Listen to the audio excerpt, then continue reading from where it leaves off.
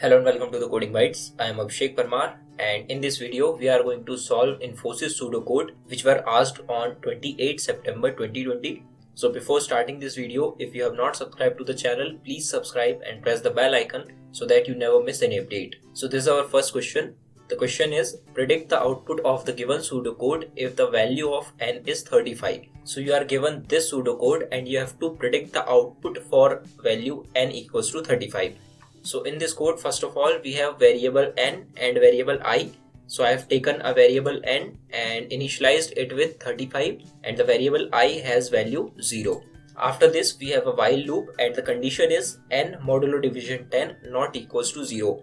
And after this, we have the next statement, n equals to n plus I. And at the end, we have to write the value of n, which means we have to display the value of n. So in this while loop, first of all, we will check the condition for value n equals to 35. So as you can see, n modulo division 10, which means 35 modulo division 10, it is not equals to 0. So this condition is true. Now because of this, n equals to n plus 3 will be executed and n will now become 38. And because of I plus plus, I will now become 1. Now once again we will test the condition. So this time n is 38. Now as you can see, 38 modulo division 10 is not equals to 0. So again the condition is true.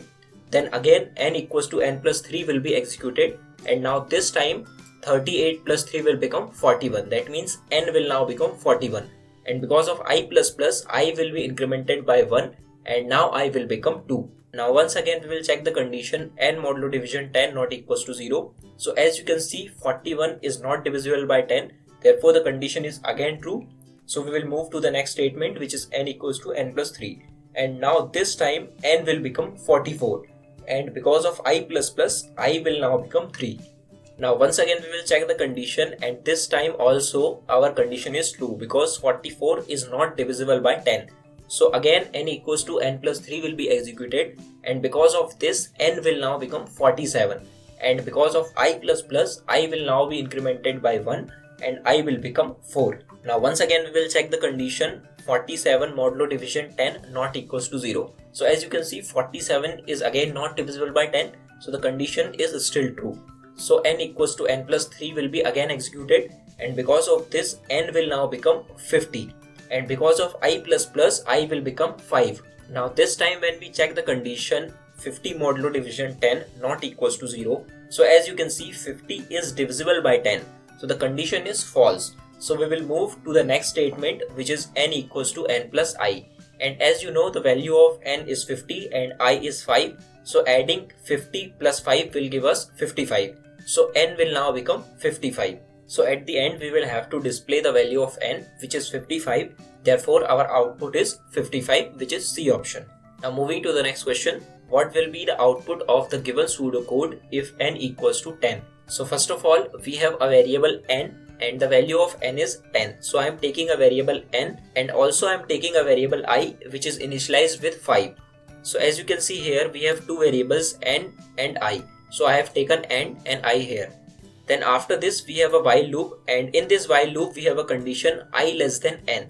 So if this condition I less than n is true, then these two lines will be executed. So for example, for this particular input n equals to 10, we will check I less than n. So I is 5 and n is 10. So the condition will be 5 less than 10, which is true. Therefore, these two lines will be executed. Now the first line is increase sum by I, which simply means sum equals to sum plus I. That means we have to add I in sum every time this condition is true. And after this, we have to increment I by 1. So first of all, sum equals to sum plus I. That means this statement will be executed. And because of this, sum will become 5 initially, and after that, because of increment I will now become 6. Now once again we will check the condition I less than n. So as you can see, I is 6 and n is 10. So the condition is still true. Therefore increase sum by 1 will be executed again. So this time sum will become 5 plus 6, which is 11. And after this there is a statement increment I. So because of this, I will be incremented by 1 and now I will become 7. Now this loop will iterate again, and once again we will check the condition I less than n. So as you can see, I is 7 and n is 10. So 7 less than 10 is still true. Therefore these two lines will be executed again. And this time sum will become 11 plus 7, which is 18. and I will become 8. Now again we will check the condition I less than n, and still the condition is true. So these two lines will be executed again, and this time sum will become 26 because of 18 plus 8, and I will become 9. Now still the condition is true. So these two lines will be executed again, and this time sum will become 26 plus 9, which is 35, and I will be incremented by 1. So I will now become 10.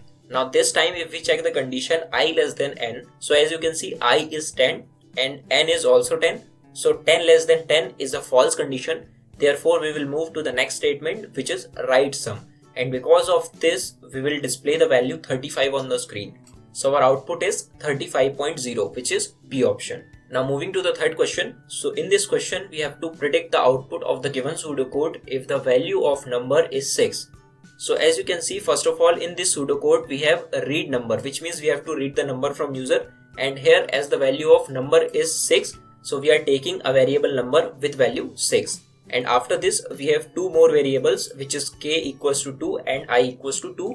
So because of this we will take two more variables. Now after this we have a while loop having condition I less than equal to number. So in this loop we have two statements, k equals to k into I and I equals to I plus 1. So if the condition is true, then these two lines will be executed, and at the end we have to display the value of k on the screen. So first of all, as you can see, number is 6 and I is 2. So the condition is 2 less than equals to 6. The condition is true. Therefore k equals to k into I will be executed, and because of this k will now become 4, and because of I equals to I plus 1, I will become 3. Now once again if we test the condition I less than equals to number, so as you can see I is 3 and number is 6. So again the condition is true.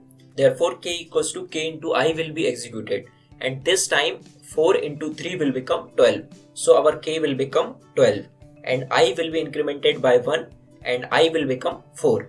Now once again if we test the condition I less than equals to number, so still the condition is true because I is 4. So k equals to k into I will be executed, and this time k will become 48 and I will become 5. Now once again if we check the condition I less than equals to number, so 5 less than equals to 6 is true. Therefore k will now become 240 because 48 into 5 is 240, and after this because of I equals to I plus 1, I will now become 6. Now this time if we check the condition, so I is 6 and number is also 6. So again the condition is true. Therefore k equals to k into I will be executed, and this time 240 into 6 will give us 1440. So our k will become 1440 and I will now become 7. Now this time if we check the condition, so as you can see 7 less than equals to 6 is a false condition.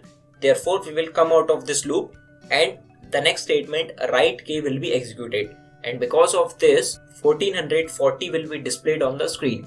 So our output is 1440.0, which is C option. Now moving to the fourth question. So in this question, what will be the number of star printed by the given pseudocode when input is 25?